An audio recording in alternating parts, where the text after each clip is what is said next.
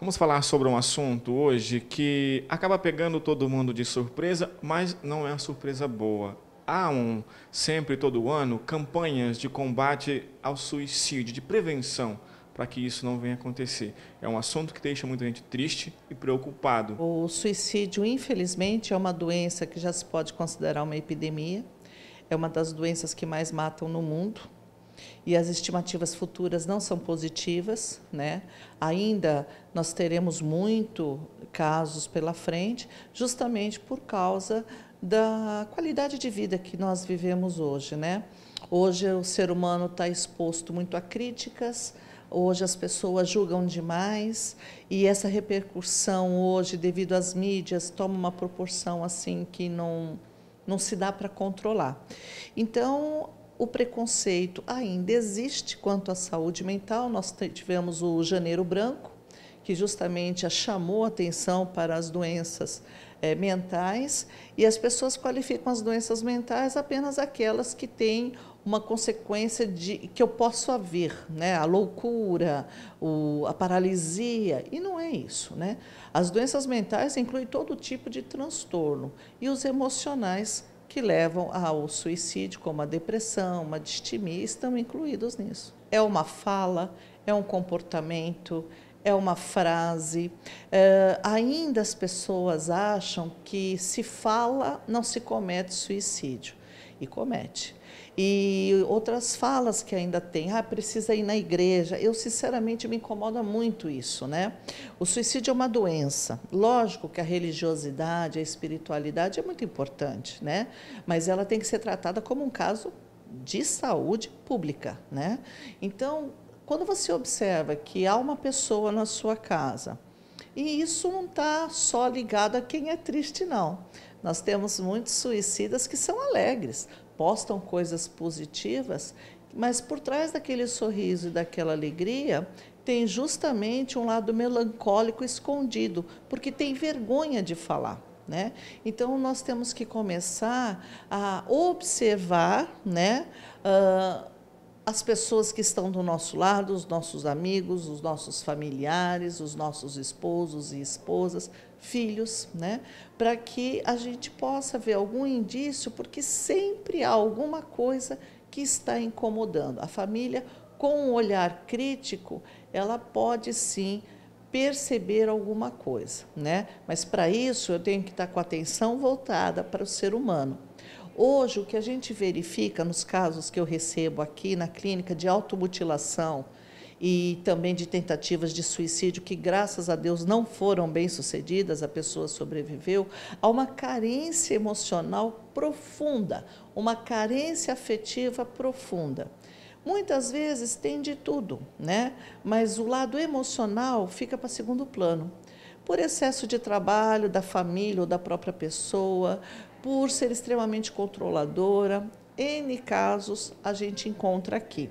Então, nós temos que ter um olhar sensível para essas pessoas que sutilmente deixam algum recadinho de que não vão bem. Nem a própria pessoa consegue resolver isso por si só. Não adianta ficar lendo livro de autoajuda, lê esse livro, manda recadinho pelo Facebook com palavras bonitas. Não é assim que as coisas fazem, né? É como uma doença qualquer, ela precisa de auxílio de profissional, muitas vezes com medicação. E as pessoas têm muito preconceito em relação à medicação. Param por conta própria, não continuem o tratamento porque acham que estão bem, ou então não começam porque têm vergonha de falar que está com depressão. A gente percebe que os homens têm mais vergonha hoje que as mulheres estão se cuidando mais. O homem sempre foi negligente com a própria saúde, né? Mas nos casos emocionais eles têm mais vergonha ainda, né? Então a família não consegue, o pastor não consegue, o padre não consegue ajudar a pessoa por si só. As terapias alternativas, espirituais, elas complementam, mas ele precisa de um acompanhamento psicológico e psiquiátrico muitas vezes. Um assunto que chamou também a atenção nesse final de semana foi a respeito de um bebê que acabou morrendo por uma fatalidade afogado na máquina de lavar. A gente quer falar sobre curiosidade, porque isso é o que chama muita atenção da criança. Com certeza, a criança nessa faixa de idade, né, a partir do que ela começa a andar, ela descobre o mundo, né? Ela descobre que não depende mais de um braço da mãe para poder andar, para poder descobrir o mundo. Então, a curiosidade da criança é imensa. Então, o alerta dos pais, e eu recebo crianças todos os dias aqui, a criança realmente não para, a criança está descobrindo. Confundem muito essa não parar da criança, essa curiosidade contínua da criança com hiperatividade. Não, hiperatividade é uma patologia muito grave que as pessoas confundem muito, né? E a criança realmente não para, ela mexe, cabe ao pai e à mãe estarem sempre orientando. Então, os acidentes domésticos, infelizmente, eles acontecem por causa que, às vezes, a gente não se atém a pequenos detalhes. Por exemplo, aqui, muitas pessoas fazem sabão em casa, né? Então, sabão, detergente, amaciante. E colocam cores, né? Então, é o azul, é o rosa e coloca numa garrafa PET. Essas cores chamam a atenção da criança e a garrafa PET também. Se você deixar embaixo, em local para criança, mesmo que está engatinhando, atingir, pode acontecer uma tragédia. Então, esses materiais sempre em cima, longe do alcance das crianças, né? No alto. E, no caso especificamente que a reportagem relatou, cuidado com a criança, não deixar a criança muito tempo sozinha, né? Uma criança na faixa etária que se propõe na reportagem é uma criança que está descobrindo o mundo. Então, é água, que é gostoso brincar, né?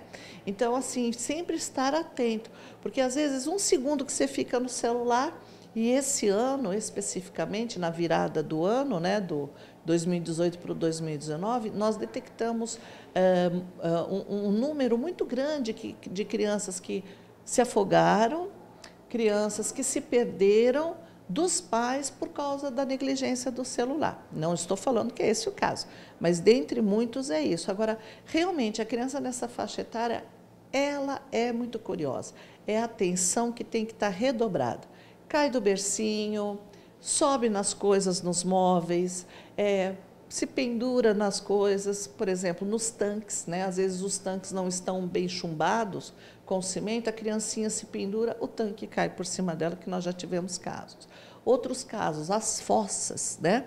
As fossas têm que estar bem tampadas quando tem criança pequena. Nós já tivemos casos de criancinhas que caíram na fossa, né? Piscinas, as piscinas têm que estar cercadas, ou então com aquela lona de proteção.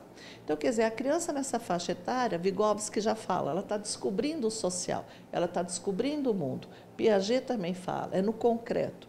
Então, nessa faixa etária, os pais têm que redobrar a atenção. É normal, é a fase da descoberta, tem que ser curioso mesmo, é assim que a criança aprende e também aprende a ter limite. Mas, efetivamente, a criança tem que estar sob os olhos dos pais. Qualquer bobeada, ela cai da cama, ela se enfia em algum lugar e dá grandes sustos e, infelizmente, às vezes acontecem fatalidades.